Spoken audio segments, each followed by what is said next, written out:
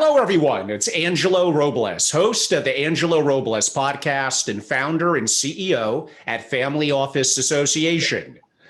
I help global families and their family offices solve problems, procure positive future outcomes, and prepare for intergenerational necessity. I'm so fortunate that I get a chance to talk to amazing people that I get to interview, and hopefully some of them I could share more broadly with the public, including today. I'm really excited to introduce the one and the only Beau Dietl. Now, almost all of you, I'm sure, have heard of Beau, but let me tell you a little bit more about him. Richard Beau Dietl is a former New York City Police Department detective, an entrepreneur, PI, media personality, and actor. We're going to get a little bit into that. Beau is the founder and CEO at Beau Dietl and Associates and Beau Dietl Consulting Services. Beau, it truly is an honor. I've been a fan for many decades. Welcome to the show. Well, thank you. Thank you for having me. Well, I got a couple of questions for you, probably more than a couple, but I'm going to start with, I think it's practically every child's fantasy that we want to grow up and become a police officer, a fireman, an astronaut. I don't know. Maybe it's a uniform thing. Maybe it's something as authority. So you went and you lived that by becoming a part of the NYPD. If you could talk about your interest in wanting to do that, and when did you know that was going to be your calling? Well, first of all, I never wanted to become a cop. The only interactions with a cop was a Irish cop when I was 12 years old. I was sitting in the park and he used his nightstick. I still got in my shins, I still have the indentations of him hitting me with the nightstick because we were in the park after dark. So I limped my way home, and then all of a sudden I limped in the house and I wouldn't tell my father. And you got to remember, my father was born in Germany. My mother was born in Sicily. I'm a first generation. In fact, those kind of people you have to be very respectful. I didn't tell him anything. I finally got it out of my mouth, and as I said, we were sitting in the park, and the cop hit me. My father then began to beat me for another hour with his belt buckle and strap. I couldn't even have much. Let me explain. And he said, explain, I'll kill you. And I remember him beating the living hell out of me. That was the environment I grew up in, with a father that taught me one thing: respect. And what you do is you never take money from anybody. My uncle used to give me a quarter. My father said, if I catch you taking that quarter, I'll break your arm. This is what I learned in my life, was respect the people and always respect people. So again, I never wanted to be a cop because my only interaction was getting hit with a nightstick. So now I grew up in a place called Ozone Park. I grew up with a guy named John Gotti, Ralph Scopo, and all these Italian venture businessmen, organized crime people. But one thing, I used to hang out on the corner with them. Then I used to go to the airport. Come on, Beau, let's go on. I said, no, I got to be home by 9 o'clock. My father beat the living shit out of me. I got to get home. So I used to go home when I had to be home. If my father said 9 o'clock, I had to be home at 9.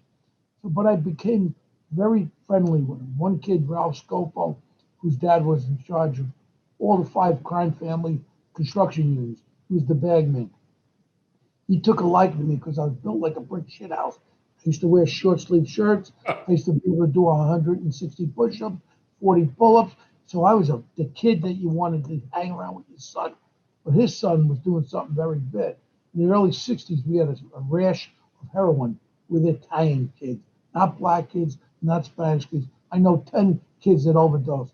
And I'm not proud to tell you, when I was 13 years old, I used to hold a strap on his arm when he used to shoot heroin in his arm. And I did that. And one thing about it is I couldn't understand how he was so addicted. But the father took a liking to me. None of the other kids would come to his house. I'd come to his house, have dinner with him and all that. And the father wanted him to pal around with me. So now I go to high school and I'm the guy, high bar, parallel bars, city champion, national champion, physical fitness teams, Marine Corps basic, Quantico competing and all that. So now, 17 years old, I graduated high school. One little problem. I had about a 65 in average. I didn't like to study because I was always in the gym. So now I go see Ralph Scopo, and Ralph says to me, Beau, what are you going to do? I said, Ralph, I don't know what I'm going to do. I wanted to be a gym teacher, go to Springfield College, and we really ain't got no money for me to go to college, so I'm gonna have to start working. He goes, well, why don't you become a laborer? Excuse me, become a laborer, a concrete laborer. I said, what did he do? Just go meet Sammy the Weasel on 33rd Street and Lexington Avenue. I go over there, I meet him, I become a concrete laborer. It was like equivalent of being a human slave of hard work, which I love hard work. So I started doing that. Next thing is, it was a Saturday afternoon, and I looked on the corner where I used to hang out. Everyone was gone, and nobody was on the corner. I go, where did everybody go? Oh, they went to take the cop test. I said, who wants to be a freaking cop? So I go to the high school, they hand me a pencil. I fill it out in about 10 minutes. They show you a clock. What time is it? I mean, real moron question. I went through it in about 10 minutes. I ended up getting a 98.9 on the test. Just shows you what the quality of the test was. So now I passed the stupid police test. Now Ralphie then says, Beau, we're doing something downtown called the World Trade Center. Go meet Black Mike down there. We can get you on as an iron worker. And I says, okay. So an iron worker is the one that they had where we actually built the World Trade Center, and you would connect the girders together. You'd put a lug nut in there. Then you have the bolt up crew would come with the hydraulic. Then they put spot welding on it. So I worked down in the World Trade Center, freezing my ass off. I saw actually 4 people die in front of my eyes in the construction industry. This was before OSHA. The only OSHA I saw was the Atlantic Ocean. OSHA is there to protect the construction workers. We didn't have much of that. We didn't have safety belts, and we would be on the girders, and it was dangerous. And I saw people fall down elevator shafts, landing plywoods and stuff. So now the cops stopped calling me first time, second time. Then they said, well, you don't take the test on the third time, you're going to be taken off the list. And I'll remember, we had 4 kangaroo cranes on hydraulics, each tower, Tower A, Tower B at the World Trade Center. So one of the cables came off. So they said, somebody has to climb up the crane and open up the cable. Oh, I'll do it, more on me. And I started chinning up.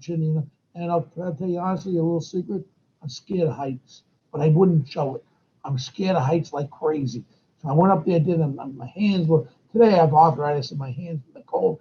So I fixed it and I came down and I said, man, is this what I want to do the rest of my life? I had a brand new Corvette, I had a lot of money in my pocket, I was making a lot of money. And then I go and I said, let me try this cop stuff. And then fast forward, I'm on the academy roof and I'm gray uniform, no gun, no badge. Next thing is I see a guy going up a fire escape 2 blocks away. I start to run off the roof, the sergeant's yelling, Beau, where you going? I said, I'll be right back. So I run down the street, I go up the fire escape, I chase the guy, people, it's summertime, people pointing. I'm chasing, I grab the guy in the head, like, boom, I give him a shot. Now I tell him, put your hands up back. I didn't have no handcuffs. I said, just put your hands up back here. Next thing is the cops come, and he had 2 diamond rings he stole from the apartment. It was like an epiphany that I helped somebody. And that was the beginning. In my police career, I became a decoy where I was mugged 500 times, stabbed, shot at. And then I went into gangs in East Elmhurst with the Colombian gangs, the drug dealers. And then I became a homicide detective. And I went after all the gangs in East Harlem that was shaking down, all the store owners there. I loved being a cop and a detective. I desired to help people. And that was my career until what happened. It was 1984. I had just locked the guy up that killed the 10 people in the Palm Sunday massacre, 8 children. So we're at the Helmsley Palace. So I had a little side gig, illegal. I did something illegal. I was working when you weren't allowed to moonlight. In the police department, you weren't allowed to moonlight, but I had a bodyguard company with the royal family of Saudi Arabia. And I used to go over to Saudi Arabia. I was also the New York State arm wrestling champion. So I'd arm wrestle these big guys from Beirut, these Lebanese bodyguards that were 300 pounds. They used to rip their arms out. So all the Arab princes liked me. So I used to go over there all the time. Now I'm in the Helmsley Palace. I'm all over the friggin' TV, front page of the news, everybody, post everywhere. So the Arab goes to me, Beau, you're so famous. He goes, you come to La Jolla. And he had 3 houses in La Jolla, California. I called my lieutenant up. We were supposed to get promoted. And my lieutenant said, what are you, nuts, Beau? the mayor's going to promote the whole squad here. You're the arresting officer. I said, but I'm taking a few days. So I get on a private jet. We get to La Jolla. He calls up a couple of off-duty actresses there. We have a big party. I'm drinking my vodkas. And next thing he goes, Beau, he goes, you're so famous. Tomorrow we're going skydiving. I said, yeah. He goes, you afraid? I said, I ain't afraid of nothing. I'm sitting in a DC-3 with a friggin' football helmet on, scared shit. And these were two princes that had 100 jumps each. They were in the military, Halo, high altitude. And I'm there, and I'll never forget. I was scared. You ever sit in a plane with no door on it, and you're going to jump out of it? Moron did that. Now, I started tumbling. I pulled everything. He showed me the auxiliary chute. I pulled everything. By the grace of God, I had a parachute. There was one thing they didn't teach me. You got to land. I hit the ground about 30 miles an hour. My left leg broke in half, bone sticking out. My foot was facing the other way. And I was rushed to the hospital in San Diego, emergency operation. And then I'm in La Jolla for months. I come back to New York, and they tell me, well, we're not going to put you on full duty. You're going to be on light duty. So normally you play the game. Play the game means you stay out on light duty for a year. You get the disability and all that. I ain't playing no game. I put my papers. I said, I'm retiring vested interest. Means I didn't retire on any one of these 30 times I was in the hospital. I just threw my papers in. Stupid, because it cost me probably $1 million over my career of getting disability, which I didn't get. Next thing is, Nick Pileggi comes to me. Guy wrote Goodfellas. He wrote a book called Wise Guy, Casino and Arm. He puts me on the cover of New York Magazine, How New York Lost the Top Detective. Ron Perlman's calling me. I want you to be my director of security. Everyone's calling me, and the rest is history. I catapult to all these things, start doing the Morton Downey show. The guy was smoking all the time. Oh, I remember more. That goes back a long time ago, the 80s. And Geraldo Rivera, everybody, my friend, all the shows I started doing, and I started getting a following. Next thing happens is Vice President Bush runs for president. I help him in the campaign. His daughter becomes a friend of mine, bring her up to Rayo's, and the next thing is, he becomes president. He says, Beau, you help me become president. I'm in the Oval Office with him. He goes, what do you want? I said, I want to be like involved with this drug, the DEA, giving grants to police departments all over the country. I said, I'd love to help police department. You got it. Next thing is I get a call from federal judge Reggie Walter, federal judge Reggie, whatever his name is. He calls me up. He goes, okay, Beau. He goes, come to Washington. We're going to do a round robin on you. That's okay. Round robin means they check you out and all that stuff. I get a call back from federal judge Reggie Walton, what's his name. At that time, a guy named Jim Fox, the assistant director, FBI, was good friends of mine. Ray Kelly, good friends of mine. And the next thing is they go like this, well, it popped up that you know all these organized crime guys. I said, yeah. I go see Jim Fox. We have dinner. He goes, Beau, I'll take care of this. He writes a letter to the president, including the federal judge, and he said he put his reputation, 30 years of being in the FBI. Beau knows everybody. He has no organized crime involvement. Boom. I go, here, does that mean now I get the job? Not so fast. Senate confirmation. I said, what's that? Next thing they tell me to put my name up. They said, look, I don't want to go through this. Tell the president if he wants to appoint me to something, let him appoint. I don't want to go through no Senate confirmation. Look, all these skeletons. Everyone has skeletons. And I know there's a lot of jealous people, and I don't need my life. At that time, I had 2 children out of wedlock, and I didn't want that to come out. And they get my names and all. I didn't want to embarrass my family. So I said, no. President appoints me as chairman of the Crime Commission, and we go on from the politics. My business was going, and we were handling major cases, taking over the Carpenters Union in New York, taking over with Big Pharma, and every major investigation we've done over these years, and plus being involved in security, Grammys, U.S. Opens, any kind of security, protecting people, bodyguarding people, high family offices, like what you do with people with real strong wealth, and they need some guidance. So we, besides doing the security side, we do the other side. We do the due diligence before they make an investment. We do the investigation into who they're making the investment. So we have a broad work. I took the site the domain investigations.com. I bought that. My daughter made me buy Wow, it. you were ahead of your time. Well, my daughter made me buy it for $25,000. Very smart. So we own that, and that's now my website. And we do the whole array of all types of security investigation. It says, oh, I did all the movie stuff in between too.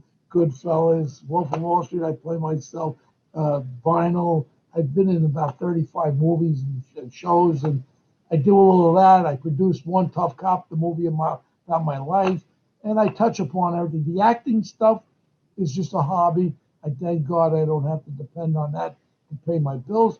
I'm actively running this company for 36 years. We did 35 years. I was a Fox News guy for 12 years until I ran for mayor. And then again, when you run for political office, they like to get all this dirt out about you. And anybody goes into politics, you got to realize one thing: there's no secrets.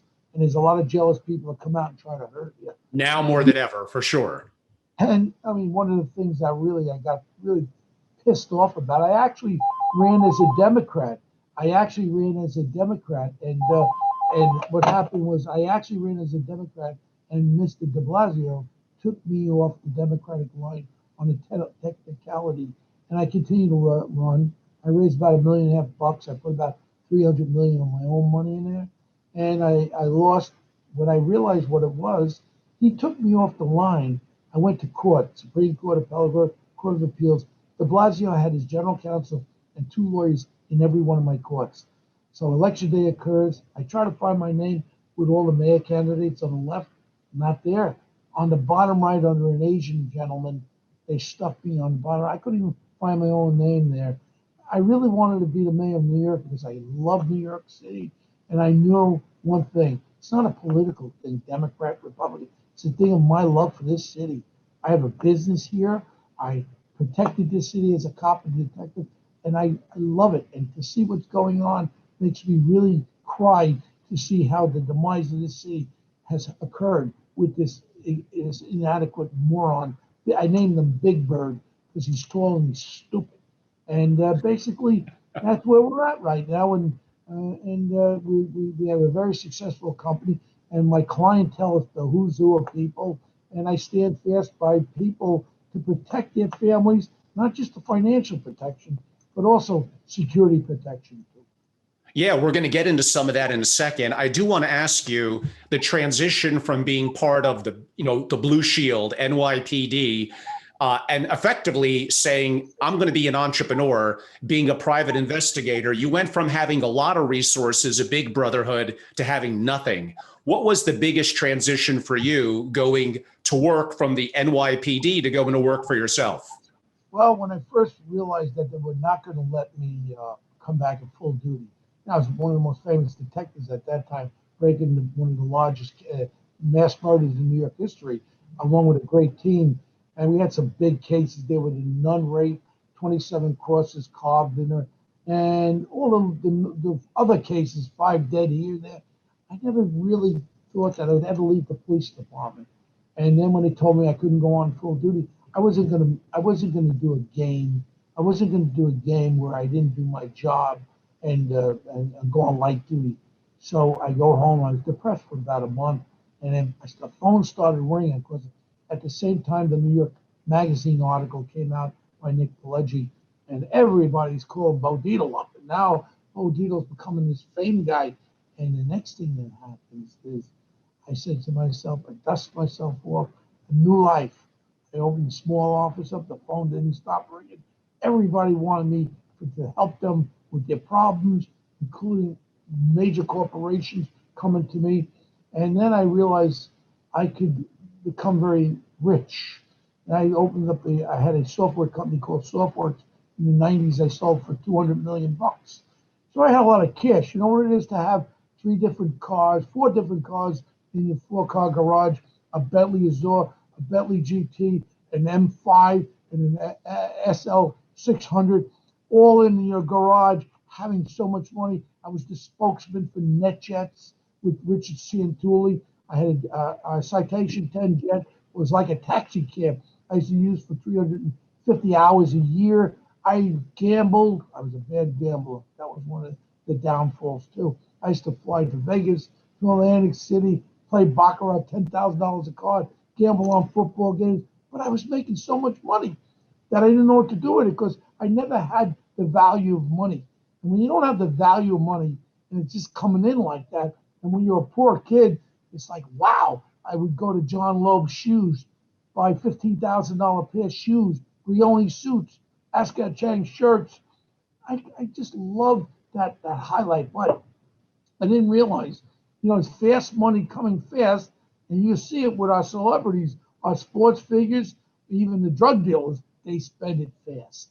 And when you spend money fast like that, you don't think about tomorrow. And that was a bit of a downfall, but I dusted myself back off and I continued and I straightened myself out in the last 8 years that no, I don't gamble anymore. All I do now is I work hard. I have another cyber security company.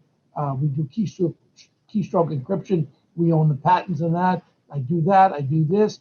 And now it's funny. I'm in my late 60s, and yet I'm able to be reborn again in the last 7 years. And now people call me to help them. I get a great history, and I fight for my clients.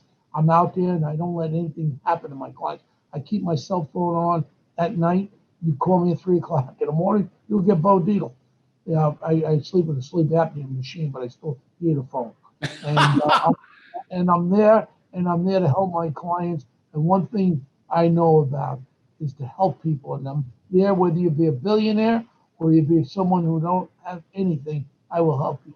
Yeah, your reputation for that is amazing. And going from where you came from, being kind of an accidental entrepreneur, being touched from above from, the opportunity from the Hollywood perspective and the promotion, but then you had to run with that and be successful with it. You founded multiple companies, you've had exits, and that truly is an amazing story. You just touched upon something I was going to bring up, and how the industry has changed from accounting forensics, which a lot of people think of a detective or a private eye. They think of guns, they think of physical force. And that's a tiny part of it. It's intellectual, it's forensic accounting. But there's one thing that has changed so much, and I think is the number one threat to the world's wealthiest families, and that's cybersecurity risk.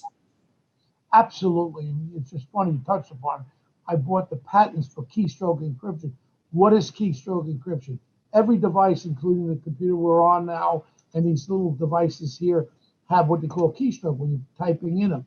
So we bought the patents. So every time you type in there, it takes it and encrypts it down to what they call a kernel. So in other words, even if you get hacked, because I worked with RSA, it's one of the top cybersecurity companies there was under EMC with my friend Art Corvello. And I worked there for 10 years. I was a consultant to them for 10 years.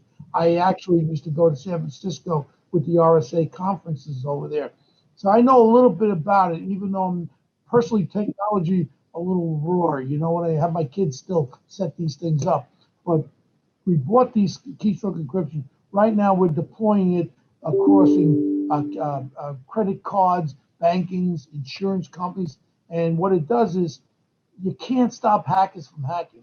But this tool that we have is something where even if you get hacked, the hacker cannot see what you're typing, i.e. security codes, bank numbers, and all that. So it's another tool. It's just put on top of other tools of cybersecurity. It's very, very important. So I bought those patents. So right now we're kicking this thing off. This thing's going to be very, very lucrative for me again. But I feel this way. If this thing made me $500 million, I don't care about that. This company, taking care of people, is my everyday. I have an apartment in the Upper East Side. I have a couple of houses in Long Island. I love coming in here, and I love helping people. And that's my real feeling that I really get a charge out of being Detective Beau.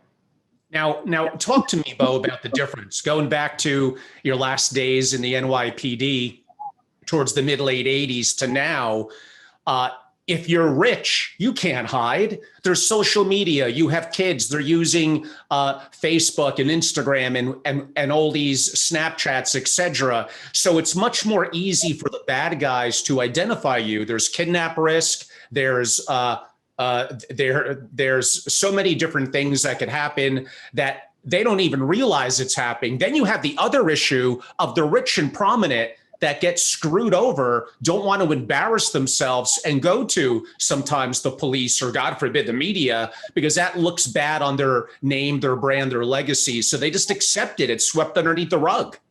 Well, a lot of our cases you'll never hear about because the confidentiality. And I always tell people, 36 years plus, 36 years being in this type of business is a long, long time, because in reality, like even when I was working at Fox as a contributor, when my friend there, Roger Ailes, got in trouble and had a problem, I stood by him and all that. And in people's minds, private investigator equals some sort of not credibility.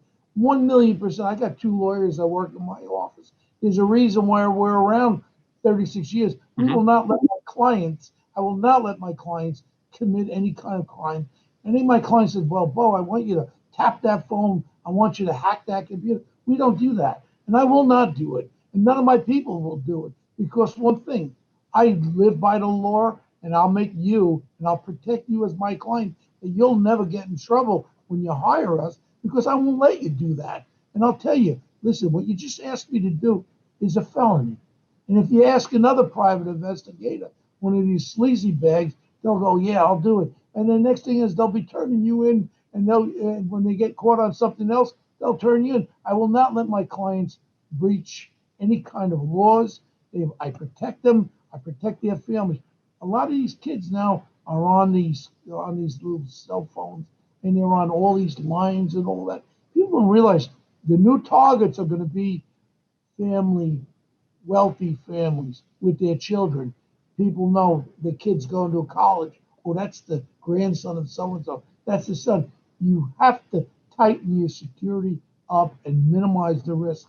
Little things you do, we teach people what you should do. These assessments of companies, families, homes, how we assess how you tighten your security up, what you do, what you don't do. This is so important. You can have all the money in the world. Just imagine, God forbid, your grandchild or your child is kidnapped or whatever.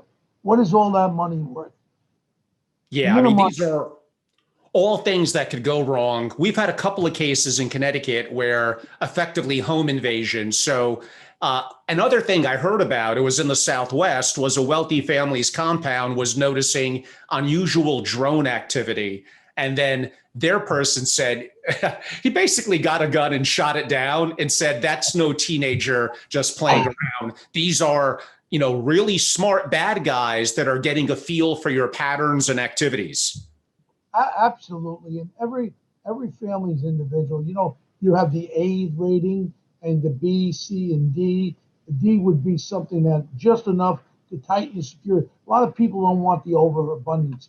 I mean, when we did it for that guy, Jordan Belfort, if you remember, the Wolf of Wall Street, yes. Little Quaalude cocaine jerk off, the little idiot that robbed $200 million from nice old families on Long Island. He should have went to jail for the rest of his life. He got mad at me when we did the movie. I played this guy Beau Dietl in the movie with Leonardo DiCaprio, and the real Jordan Belfort was a real creep. He never gave to charities or nothing. $200 million. He did 15 months. He hid money all over the place. Yeah, that was shocking. I don't know how that ever happened. And he probably makes a truckload of money speaking now. Right. And he got mad at me because I was quoted in the Wall Street Journal. I was quoted in the Wall Street Journal as saying that he was a little creep thief that should have went away for 30 or the rest of his life. He killed more people than anybody else. Their life savings, what he did to the insides of these people. And this is a perfect example of someone who did the ultimate crime, taking all what people say and stealing. Is the same as I take my gun out when you get people to invest into this crap. And he got mad at me, and I just told him, listen to me, punk. I don't want to talk to you anymore. First of all, I don't want to associate you. I don't like you. Well, I got you in my movie. I said, yeah, you had the greatest actor plays you, greatest director, my friend Martin Scorsese. You're one lucky guy. I said, because you want to know something? You hurt so many people. You're a little creep. That's what you are. I do want to be respectful of your time. I have about three more questions for you. Besides cybersecurity, some other things that wealthy families, they're often active investors, yet they don't know the kind of business they're partnering or buying into or a fund they're investing in. Do they really understand the background of the people and really have done diligence? The answer is usually not. Talk a little bit about that. Yeah, a lot of times they come to us after the fact. Oh well, we didn't know that this was this, that was that. We do a really deep dive, and again, we're starting to use the social media more and more because people are such idiots. If you follow someone on social media, you can learn so much about them. And the other thing, part of their social media is when people put on their social media, oh yeah, I'm in the Bahamas. Oh really, you're in the Bahamas? And I'm Mr. Burglar. I guess they're not at their house over there in Greenwich. They're in the Bahamas. And idiots put all that stuff. It's just like a roadmap for the criminal element to go and do things and do bad things to people. We do a really in-depth due diligence on investments, principals, and corporations. And we find a lot of stuff. And a lot of times I tell people, what this one you don't invest in. This is very questionable. And I actually tell people, and they said, well, Beau, we did Credit Suisse for a lot of years, Lehman Brothers. And they used to ask me, Beau, what do you think about this? I said, well, look at that oligarch there from Moscow. All of a sudden, we started doing our contacts with KGB guys we knew.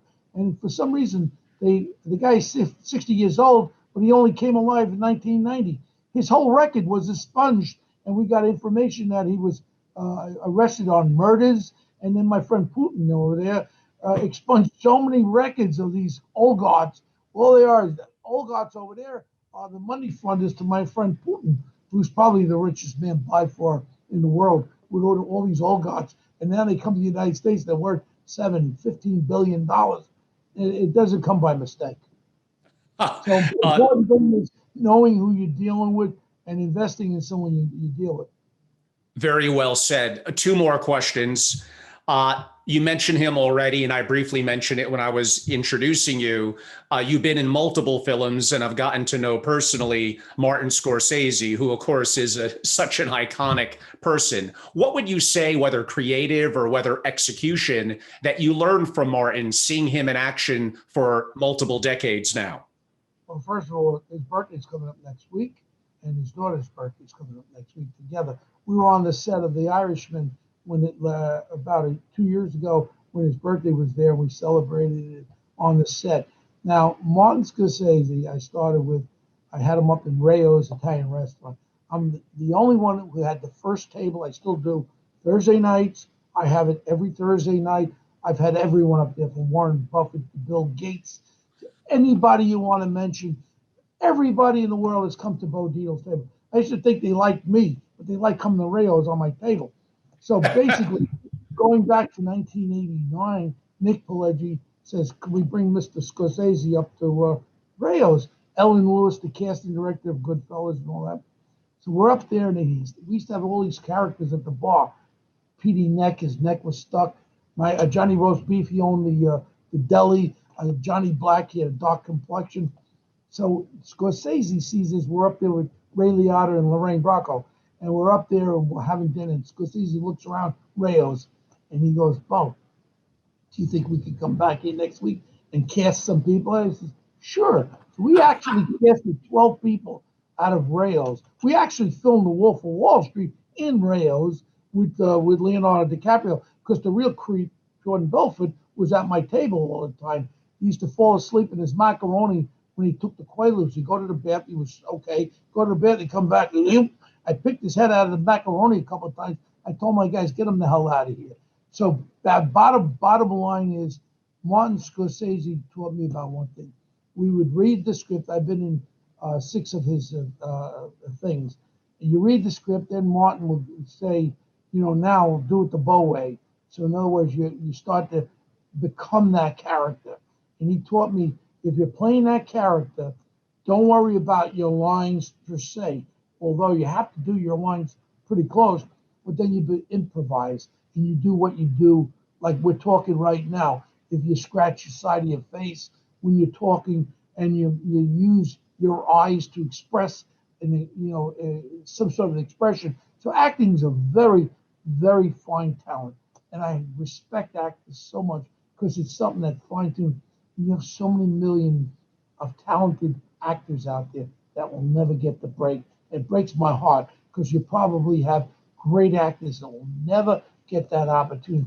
I've been very fortunate. I'm going to film another movie. I'm going to play a head coach of a hockey team, and I'm going to be filming in Minnesota. So I got to get my winter clothes out.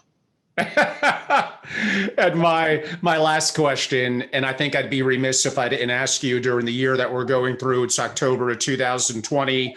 Of course, we all know about what happened with George Floyd back in May, and that led to a significant amount of protests that led to calls around the country for defund the police. Being someone who put 15 years into the force and was ethical and did the right thing, and you're probably more sensitive than most with your background relative to some of the issues occurring around the country, but I would love to hear your opinion. Well, Angelo, when we first started talking earlier, and we were talking about the amount of incidents across the country, hundreds of millions of interactions, 10 million arrests, 1,000 fatal shootings with people with weapons and all that, 41 unarmed shootings. And I gave you the numbers. But now with the advent of social media, they are all highlighted. Let's face it, if that wasn't on social media with George Floyd, people of America wouldn't have seen the whole thing. Is it right, wrong, indifferent? That's not what I'm talking about right now. I'm talking about the overwhelming majority of cops across this country. New York City, for example, is almost 70% other than white, blacks, Hispanic, Asian cops. There's no systematic racism. When I came on the force in the 70s, yes, there was. Things have changed. The complexion of the police are so relative of the people that they're protecting. And you can't tell me that every cop puts on a uniform and say, well, today I'm going to kill somebody. With all the overwhelming amounts of interactions, I think this thing is really blown out of proportion tremendously. Should we have investigations on everything? Absolutely. But to take hundreds of millions of interactions, I thought when I looked at the numbers from the FBI, there was going to be hundreds of African Americans gunned down by cops. I told you the number. The number came out to be 11 of unarmed. 11 out of hundreds of millions of interactions. Out of the 1,001, you break it up, I think there was 365 were white, 220 were black, and the amounts are so minute compared to the actions, the interactions. So I say no. I say there isn't no systemic racism with police across this country. And when you take a case like the Gardner case in Staten Island, when the cop grabs him in a headlock and brings him down, and the guy died of a heart attack. He had acute asthma, heart. Nobody understands these things. When you take what happened in St. Louis with Brown attacking the cop, and you have a president that comes on the air and says, "Oh, Trayvon Martin could have been my son. He looks like him." The problem is that we have a system of. You still there? Yes, Beau, I'm listening. Okay, we have a system because of our social media that is so overwhelming, and that's our problem. That's our problem that we have.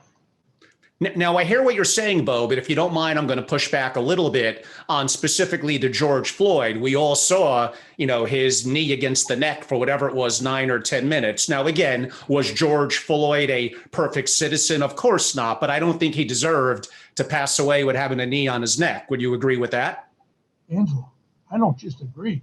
I say that cops should go to jail. Yeah. For murder. And there's no other one. The guy's crying out to you. If I was there, I would have punched him in the head. The cop, I would have punched him or slapped him in the head and said, "What are you doing? What are you doing?" I mean, nobody could have watched that and side with that. And 99.9% of you show me a cop that couldn't agree with that, and I'll say you shouldn't be a cop. So we all agree to agree. This was a horrific murder that cop committed. So now you got that one incident. What about the hundreds of millions of other incidents right. that are not highlighted? So we can't take policing to say that it's systemic. Then you want to defund. If anything, I want to fund more. I want cops to work it's overtime in schools, open them up in minority communities, people like Big Brothers, because a lot of these young African American black kids, they don't have father symbols. They can maybe help them get jobs. Let's have that interaction. Let's spend money on that, yes. But to defund it, that those cops didn't have a taser in Philadelphia. They couldn't afford to have tasers there, the ones that shot this guy with the knife. More non-lethal police equipment. I was involved with this bowler wrap. I don't have any more stock in it. Yes, Bowler I know wrap, what it is. it's a great tool, but it didn't work when somebody's running away. But it would work great when the guy's standing there in a daze with a knife in his hand. There's no reason to shoot him. God knows I've had so many guys. I got shot at 5 times. The guy threw his gun down. I got stabbed fighting with a guy with a knife. My whole thing was, I was a different cop. I never killed nobody. In all my career, I could have killed 15 people. I documented it. One guy stabbed me through my hand. He escaped from Attica on murder. And the one guy shoots at me 5 times and he misses me, throws the gun down. I mean, these are things that occurred. I always depend on my physical strength. What happened there? The last thing is you do is you shoot somebody. I don't get, you pull the trigger. I carry a 9mm. I never shot nobody, okay? My point is it aggravates me that cops even shoot people. But then on the other side, if you hesitate, you could die also. I hesitated when the guy shot at me 5 times. He missed me. Otherwise, Beau wouldn't be on this podcast. I'd be probably in hell or heaven, wherever God told me to go. I would have been there. But my point is, I can't condone anyone that categorizes police as being systemic racism. That's bull crap. And that's just something that the criminal element has jumped up upon. Black Lives Matter. All lives matter. And I stand by that. And the lives, people should just take the murders that are occurring around our country. The amount of blacks that are being killed. They're not being killed by the cops. They're being killed by other blacks. When I was a Fox News contributor, all those years, when I used to do it, I used to keep the numbers going about Chicago. When we used to have it every year, 500-600 murders. Cops weren't killing them. Other blacks were killing the blacks. Why didn't Obama? Why didn't we attack that issue? Why doesn't anybody speak about black on black crime? Every year, there are 15,000 murders.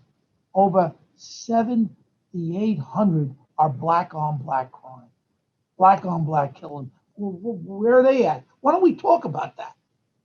Yeah, I mean, that's, one of the reasons for the podcast, and you do one as well, is to tackle tough issues that are generally sometimes the main news media doesn't cover or has an angle that they're looking to project, and try to have an open discussion and mutually learn. Beau, for those that would like to learn more about your practice, your business, and may have the need for the services, how could they learn more? A website, an email? Well, we have a very easy website. It's investigations.com. With an S, investigations.com. And we have our offices, our main office in here, Manhattan, in New York City at Penn Plaza. And anyone could get me personally at Beau. It's another easy one, Beau at investigations.com. They can send me emails, whatever they want. And I'm not too big to make calls to everybody. You see me here right now. Where am I? I'm on 34th Street in Manhattan. I'm not out in the Hamptons having a good old time. I got a beautiful house on the water, but I'm here because I am preparing for what's going to happen next week. And next week's going to... Yeah. And again, if you're hearing this after the fact, next week is the election here in the U.S. And Beau, it's an honor for me, not only hearing you for multiple decades, Don Imus, but finally I get a chance to interact with someone who's in one of the greatest movies of all time, and that was Goodfellas. I just can't watch it enough. I showed it to my son a couple of weeks back. That was one of the most exciting things because Nick Pileggi is one of my best friends. And Nick Pileggi wrote a book called Wise Guy, and all these characters, and I end up locking up the guy who's played by, his name was Jimmy Burke. It's played by De Niro. I arrested him on 2 murders. Just shows how my paths have crossed.